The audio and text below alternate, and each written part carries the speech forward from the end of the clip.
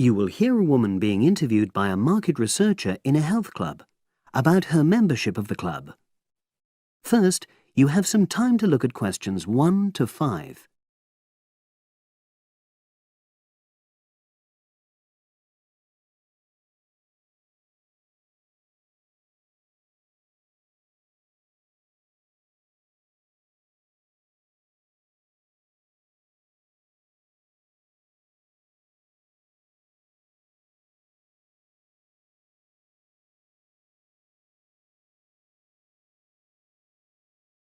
You should answer the questions as you listen, because you will not hear the recording a second time. Listen carefully and answer questions 1 to 5. Oh, excuse me. I wonder if you'd have the time to take part in some market research. What's it about? About this club and your experiences and opinions about being a member. It'll take less than 5 minutes. Oh, OK then, as long as it's quick. Can I start by taking your name? It's Selina Thompson. Is that Thompson? Yes. Okay, great. Thanks. And what do you do for a living? Well, I'm an accountant, but I'm between jobs at the moment. I understand. But that's the job I'll put down on the form. And would you mind my asking which age group you fall into? Below 30, 31 to 50, and above? Over 50, I think we can safely say. Great, thanks. And which type of membership do you have? Sorry, I'm not sure what you mean. Do you mean how long of... No, is it a single-person membership? Oh, right, no, it's a family membership. Thanks.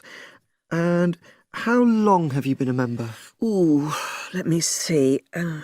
I was certainly here 5 years ago, and it was probably 2 to 3 years more than that. Shall I put down 8? Oh, I remember now. It's 9, definitely.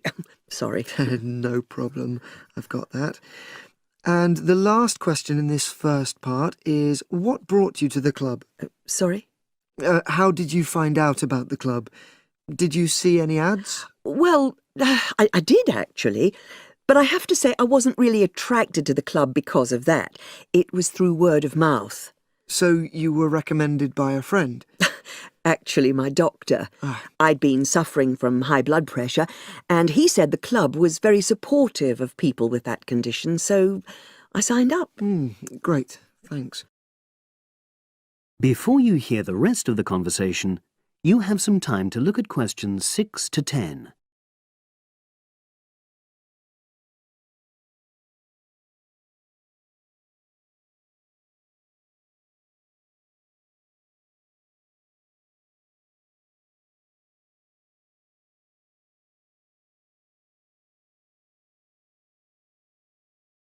Now listen and answer questions 6 to 10.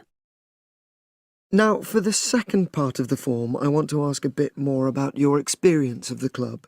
Sure. How often would you say you use the club? It varies enormously, depending on how busy I am. Of course. But on average, per month? I'd say it averages out at twice a week.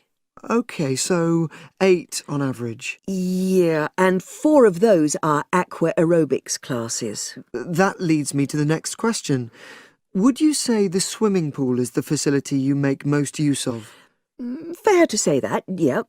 Right, thanks. And are there any facilities you don't use? One area I realise I've never used is the tennis courts. And there's one simple reason for that. You don't play tennis? Actually, I'm not bad at it. Oh. It's that I'm not happy having to pay extra for that privilege. Oh, right. I've made a note of that. Thanks. Now, in the last section, are there any suggestions or recommendations you have for improvements to the club? Only about health and fitness? Anything at all? Well, I'd like to see more social events. It isn't just a question of getting together for games or classes, but other things, you know. Yes, sure. And another thing that I was thinking when I had my yoga class in the gym last night, we were all sweltering in the heat, was that I think they should put in, or, Air conditioning. that's exactly what I mean. The rooms are really light and well designed, but they do need proper installations. Sure. Well, I've made a note of that. Good. So, is there anything else you'd like to suggest? About quality of service, for example? Oh, everyone's very nice here. They couldn't be more friendly and helpful. Oh, but I tell you what, it's a shame the restaurant isn't open in the evening on Saturday, and Sunday as well, for that matter. Oh. So, the club should... Open it later on those days. OK. Well, thank you very much. That's all the questions I have. That is the end of part 1. You now have half a minute to check your answers.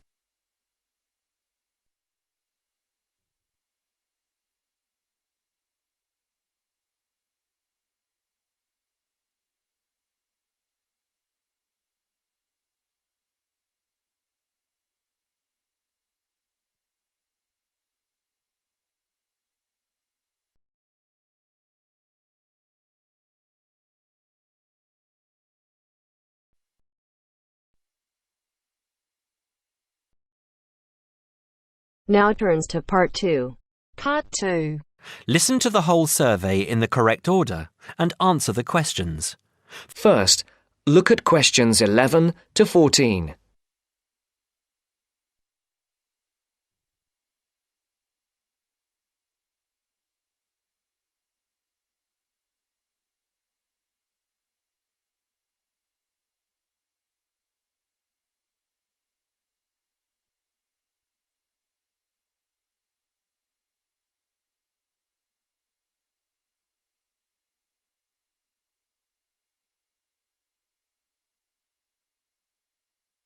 Listen carefully. Excuse me. Good morning. We're students from St. Anne's School and we're doing a class survey. Have you got 5 minutes to answer a few questions? I suppose so. What are the questions about? About spending habits, people's attitudes to money and what they spend money on. Well, yes, OK, but only 5 minutes. Thank you. OK, first of all, if you don't mind answering, what income band are you in? You just need to say low, average or high. Oh, that's difficult to say. I don't know how much everyone else makes. I'm certainly not poor, but I'm not rich either. Certainly not after I've paid all my bills. Shall we say in the middle then? Yes, I think so. And how much money do you feel you have to spend? You said that you have to pay a lot of bills. Yes, I feel that I don't have very much. I earn quite good money, but it doesn't feel like that most of the time. I guess everyone would like to have a bit more money, though. OK, so what do you spend most of your money on? Well, most of it goes on monthly expenses. I've got a big mortgage on my house, and my children's school fees are very high. After I've paid for gas and electricity and water, and all the insurance on the house and my car, I don't have much left. I like taking my wife out to a nice restaurant once a month, but I don't very often buy clothes. Oh, and I collect radios. Old radios. That's my hobby. And how do you usually pay for the things you buy? I use my debit card for most things these days. I have 2 credit cards, but I don't like using them. I prefer to pay for things immediately. Otherwise, I feel I'm getting into debt. I pay my bills online or over the telephone. I usually have between £10 and £20 in cash with me to pay for emergencies, taxi fares and that kind of thing. Before the broadcast continues, look at questions 15 to 20.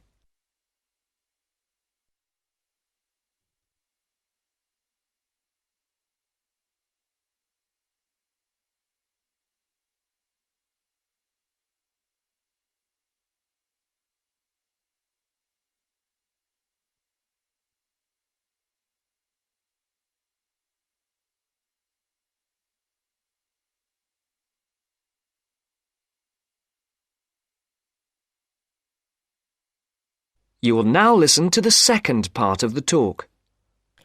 What do you think is good value for money? Not very much, to tell you the truth. Everything seems to cost more than it should these days. I think my telephone and internet broadband package is good value for money, though. That's my telephone line, any number of national calls and unlimited internet use for only £22 a month. I think at least one member of my family is online for an hour or more every day. I think £22 is a very good deal. And what do you think is a waste of money? Personally, I don't understand why anyone buys a new car. They are so expensive, and as soon as you drive them out of the showroom, they're worth £3,000 less.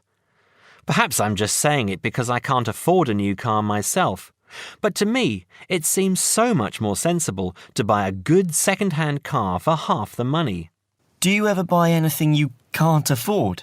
Yes, I collect radios, old radios. I have 9 now, and they're quite expensive. I paid £350 for a 1950s radio last month. I didn't have much money for the rest of the month after that. My wife thinks I'm crazy, but it's important to treat yourself occasionally, don't you think? My wife buys nice perfume and lots of clothes, and I have my radios. OK, so finally, would you say that you're a spender or a saver? Well, as I said, I don't really have much to save, but I guess I'm a saver rather than a spender. It's good to enjoy money if you have it, but you must save for a rainy day. You never know what will happen in the future. Thank you very much for talking to us. Have a nice day now. That is the end of part 2. You now have half a minute to check your answers.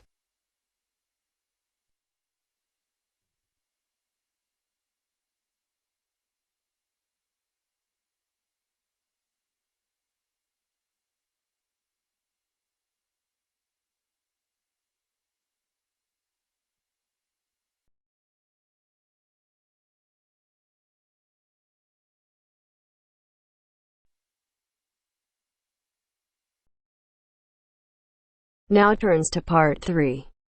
Part 3. You will hear 2 students talking about a class assignment about wild bird rescue and rehabilitation. First, you have some time to look at questions 21 to 25.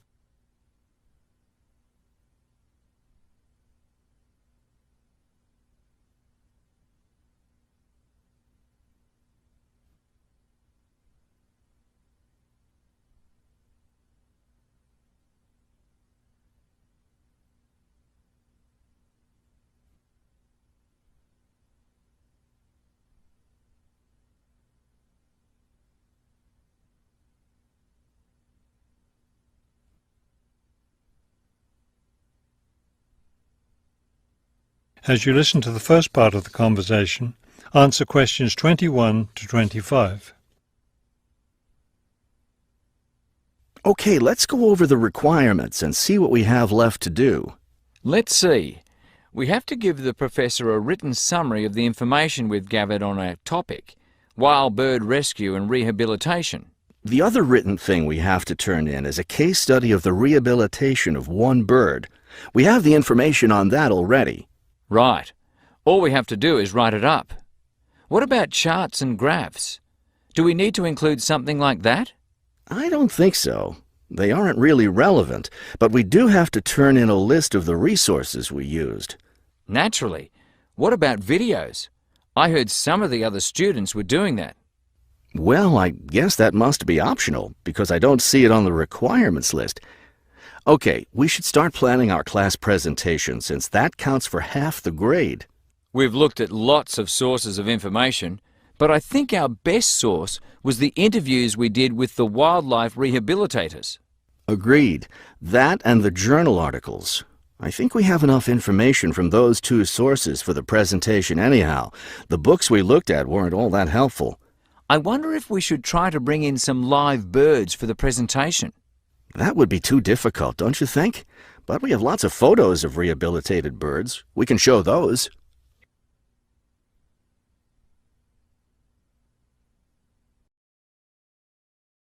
Before you hear the rest of the talk, you have some time to look at questions 26 to 30.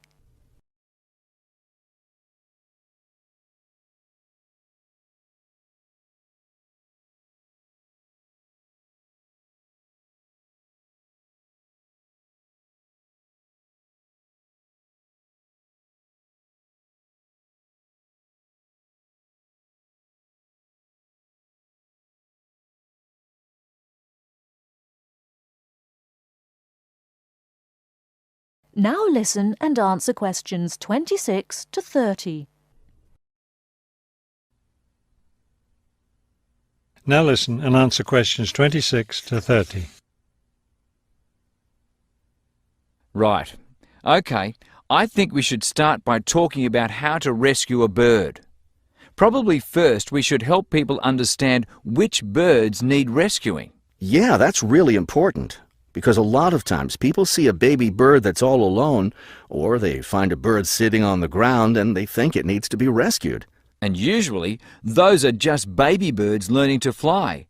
So we should emphasize that people should only attempt to rescue a bird that's clearly injured. For certain kinds of birds, the rescuer needs to wear protective gloves because some of those birds have sharp claws and can tear your shirt, or worse, injure your face or some other part of your body. Yes, that's an important point. OK, next, let's tell people to put the injured bird in a box with good air circulation. We should let them know that a cage isn't necessary, and a bag, especially a plastic one, could hurt the bird more. Another thing we need to say is that the best way to help the bird stay calm is not by petting it or talking to it, but by leaving it completely alone. Then people should take the bird to the bird rescue center as soon as possible. Right. And we should also point out that when they're driving the bird to the rescue center, it's better not to play music on the radio or talk loudly, because those things just stress the bird. Yes, it's better just to speak quietly while you have the bird in the car. Okay, we've got that part covered. Next we should talk about what happens at the rescue center.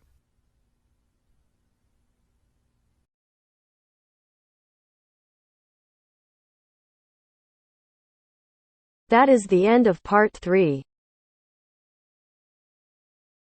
You now have half a minute to check your answers.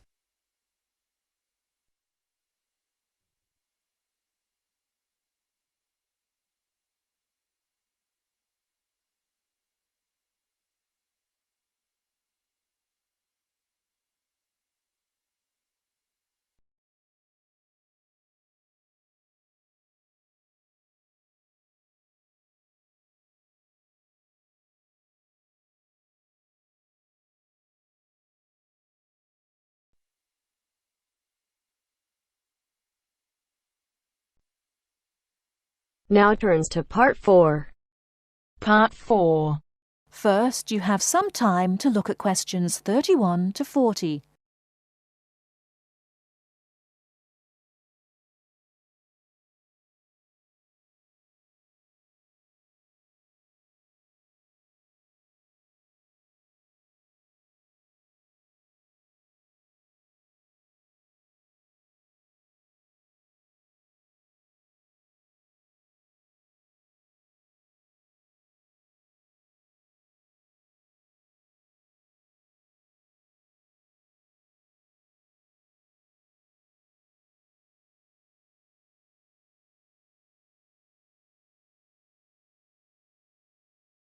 Now listen carefully and answer questions 31 to 40. In today's lecture on international trade, I'm going to look at the issue of protectionism.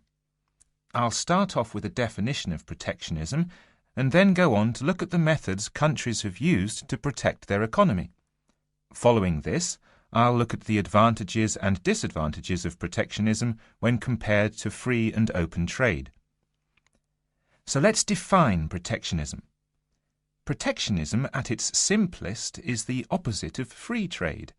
It is the practice of protecting domestic industries from foreign competition by using import duties or quotas. Options available to protect the economy are tariffs, embargoes, subsidies and quotas.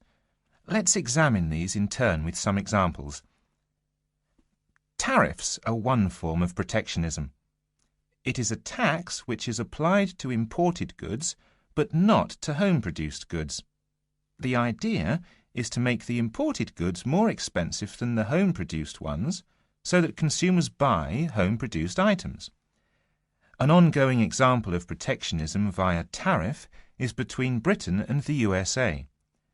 Britain buys most of its bananas from Commonwealth countries, largely in the Caribbean.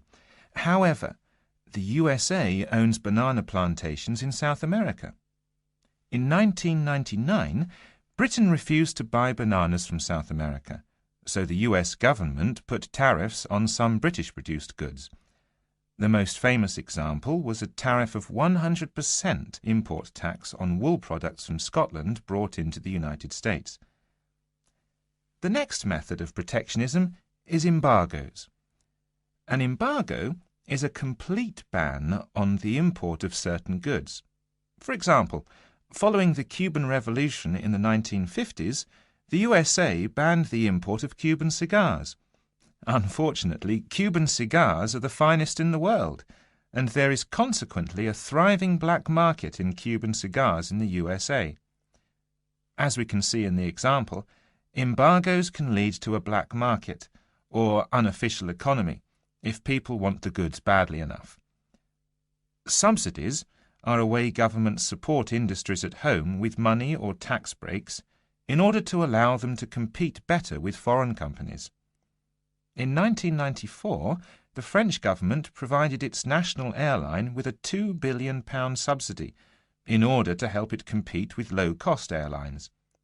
However, subsidies can have the effect of making home producers uncompetitive and inefficient. Finally, let's look at quotas.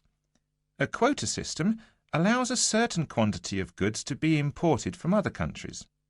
The European Union has had quotas on textiles and clothing for decades to protect its textile industries from developing countries, especially India and China.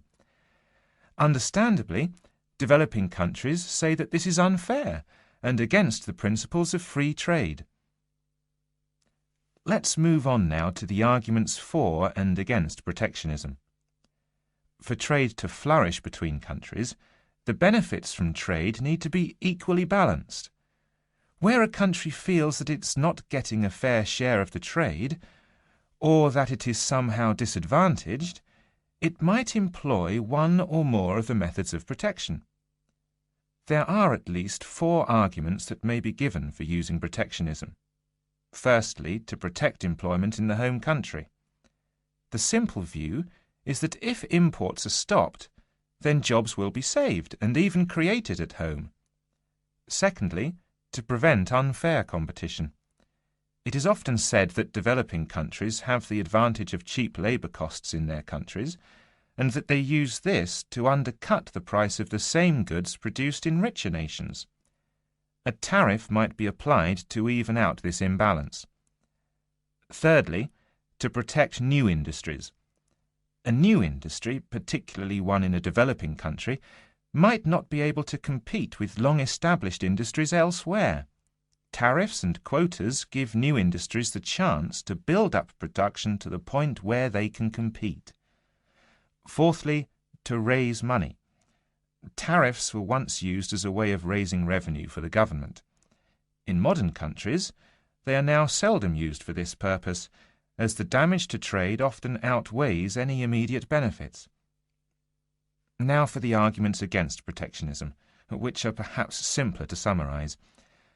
Although trade restrictions might help a country for a short period of time, their overall effect is a negative one. Restrictions affect the flow of trade, and the more countries employ restrictions, the less trade can flow. In the long run, no one benefits from trade restriction, because if one country puts restrictions on another country, the other country then puts their own restrictions on the first country. This affects the first country's exports, and as the country finds it difficult to export goods, then unemployment is the result. So, protection tends to help only the protected and can hide inefficient manufacturers. That is the end of part 4. You now have half a minute to check your answers.